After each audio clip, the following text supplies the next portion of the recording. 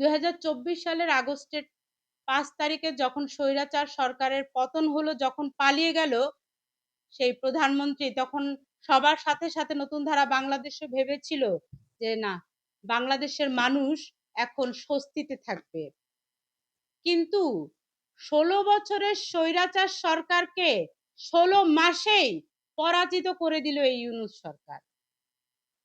আমাদের যে স্বপ্ন ছিল, গণমানুষের যে চিন্তা ছিল, মানুষের যে কল্পনা ছিল, সব তিনি ধূলিসাৎ করে দিলেন একের পর এক এই নোবেল লরিয়েট ইউনূস সাহেব। তাকে তো জামাতের নবী বলতে হবে, কারণ যেই ইসলাম বিক্রেতা যে দলটা, তারা প্রপাগান্ডা ছড়াচ্ছে। তারা কি বলে জানেন? তারা বলে যে আল্লাহ তাআলা যেভাবে নবী রাসূলদেরকে পাঠিয়েছিলেন, একই সিস্টেমে ইউনূস সাহেবকে তিনি আমাদের দেশে নবী হিসেবে পাঠিয়েছেন। তাহলে ইউনূস সাহেব কি? ইউনূস সাহেব হলো জামাতের নবী।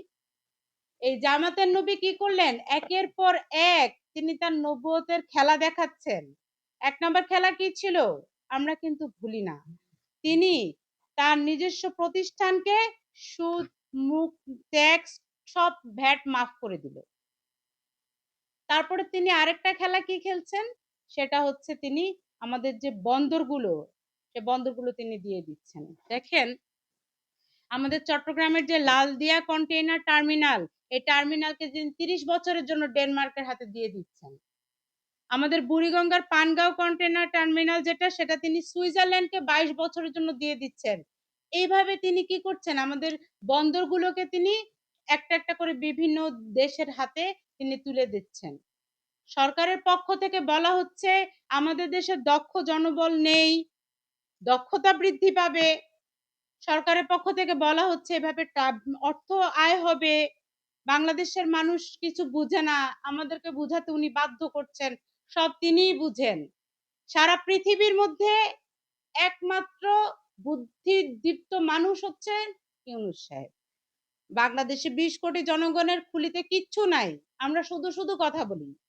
এই জন্য তিনি কি করছেন? এই জামাতের নবী, তিনি আমাদেরকে বুঝাতে আসছেন যে বন্দর দিয়ে দিলে আমরা অর্থনৈতিকভাবে অনেক বেশি এগিয়ে যাব। কিন্তু কথাটা ভুল। কথাটা ভুল।